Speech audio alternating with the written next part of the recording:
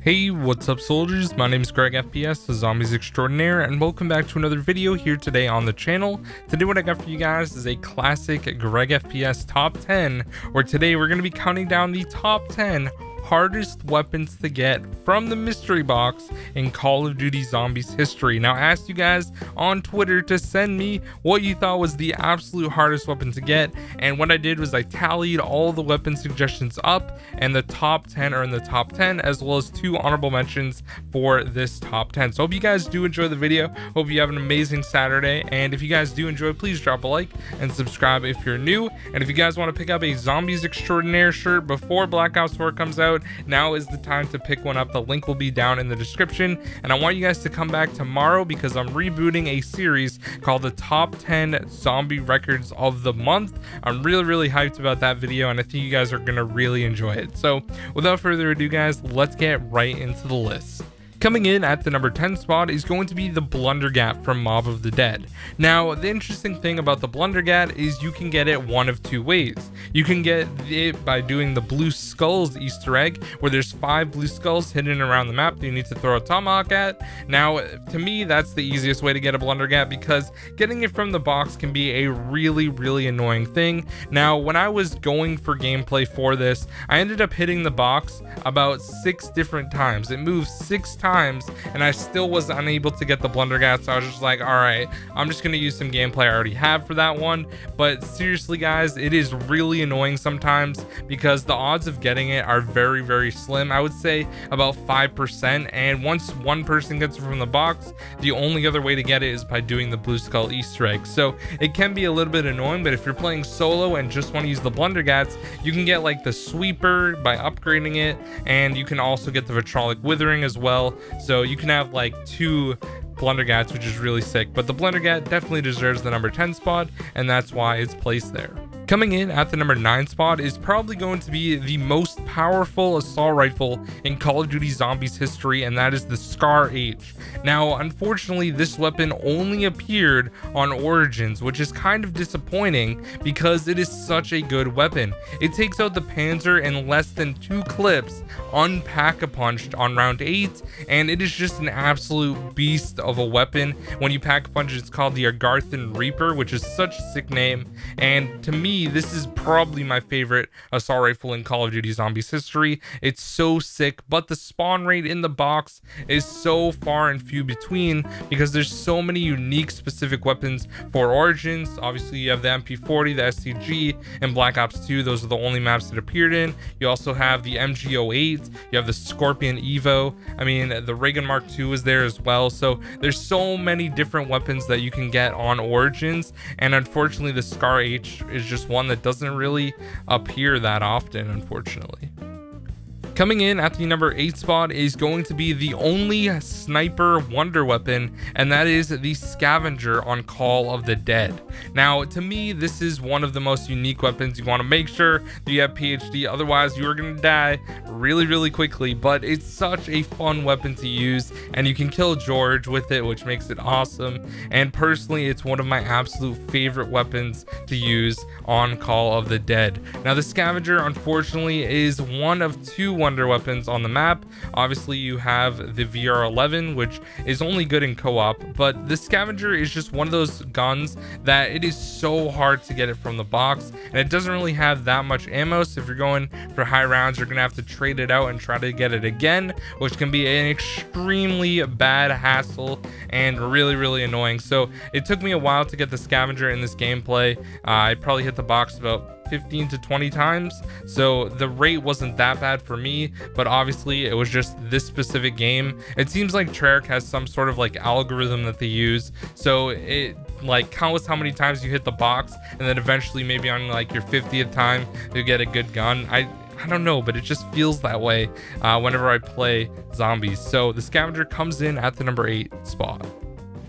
Coming in at the number 7 spot is going to be the Mark II, the Regen Mark II on Nuketown. Now, this is the first appearance. There's going to be one more later on in the list, but the Mark II is extremely hard to get on Nuketown. The regular ray gun, literally, I was getting it almost every 3 box hits until I finally got the Ray Gun Mark II, and it is just one of those things that is so annoying. I had to hit the box at least like 150 times before I even got the Mark II, and then one game, my first box hit, I got the Mark II. It was miraculous. I was freaking out, but like, it is seriously so frustrating not being able to get the Mark II on Nuketown, because you think it's gonna be there like right away, and no, it's just one of those things. It's literally like a 1% chance, I think, that you can get the Mark II on Nuketown. Super annoying, and it comes in at the number 7 spot. Coming in at the number 6 spot is going to be QEDS. Oh my gosh, don't even get me started with Moon. You have to get QEDs, the Gersh devices, the Zap guns, or the Wave gun in order to do this Easter egg, and it is just so dang frustrating. But QEDs, man, I was actually surprised how many people commented this one. It was an overwhelming amount of people, and I think it's just because Moon has that stigma where everyone thinks it's so annoying to hit the box, which I 100% agree with. The QEDs are very annoying to get, and they really don't help that much. I mean, sometimes they do. Like, they were way better in Black Ops 1 as opposed to Black Ops 3, but they're really annoying sometimes and get you killed and all that stuff. So the QEDs come in at the number 6 spot. Coming in at the number 5 spot is going to be the Apothecary Servant on Revelations. Now, Revelations, man, what a great map to shoot rocks. I freaking love it. But overall, the Apothecary Servant, if you have Immolation Liquidation and you have 3 full like fire sales, chances are if you're playing a 4-player game, 1 person is gonna get the Apothecary Servant. But sometimes if you're playing solo, it can take a ridiculous amount of Immolation Liquidations, which can be extremely frustrating, and I was definitely expecting this one to be pretty high up on the list, no doubt about it. So it comes in at the number 5 spot. Coming in at the number 4 spot is another weapon that is exclusive to Nuketown unless you're playing turns, which I play every once in a while, and that is the M27. Now, to be honest with you guys, I was not really expecting this weapon to be this high on the list, but from everyone commenting it would seem like you get the M27 even less than the Ray Gun Mark II. I would say the M27 is probably like a 5% chance, where the Mark II is definitely a 1%. So I wasn't really expecting this one this high, but you guys commented it a lot, so that's why it gets the number 4 spot. The M27 is an awesome assault rifle. I would have loved to see it on other maps in Black Ops 2, but unfortunately it was only on Nuketown and turns. So anyways guys, the M27 comes in at the number 4 spot. Coming in at the number 3 spot is going to be the Little Arnies. Now, I honestly was not expecting this one to be this high on the list. It was kind of another situation with like the M27, which is crazy because the Little Arnies, you can get them from the box on Shadows and Revelations. Now, for Revelations, they're really important to the Easter egg, where on Shadows, they're not really as important and you don't even need them to do the Easter egg. So I was kind of gearing this one more towards Revelations, but I can definitely understand that. It can get very annoying when you're using Immolations and still don't get what you want. It can be really frustrating. So I 100% understand that. Little Arnies coming in at the number 3 spot. Coming in at the number 2 spot is going to be the Baby Gun, or the 3179 JGB 215 from Shangri-La. Now this one is, oh my gosh, so dang true, guys. Now, I literally hate playing Shangri-La when you have to get the baby gun for the Easter egg. Now, I did speed runs for about a week where we were constantly playing every day for like 4 or 5 hours, and I never ended up getting the record because it was always one of those things where we would spam the box for literally like 4 minutes straight and we still would not get the baby gun. It is so dang frustrating, man. I really hate it, and I 100% agree with this one. If I had to put like a vote for this video and vote for myself, it definitely would have been the baby gun, 100%. So it comes in at the number 2 spot. All right, guys, so now it's going to be time to get into 2 honorable mentions, and the first one is going to be the Marshall's 16 from Zetsubo no Shima. Now, these shotgun pistols are so cool, and I honestly love them because it shoots 2 bullets at once, which is crazy. When you pack punch them, they're dual wield. They literally shred thrashers so quickly, and they're so much fun to use. So that one definitely is really annoying to get from the box. Very rare spawn, probably like 3 to 5% on that one. And the other one is going to be the Winter's Howl on 5. Now, the Winter's Howl obviously is not the greatest wonder weapon. I hope we get an upgrade on Classified in Black Ops 4, but the Winter's Howl is another one of those weapons that is very rare. In Black Ops 1, there was at least 30 weapons per box. No matter what map you were playing, there's so many different weapons in Black Ops 1, and a majority of them were actual garbage.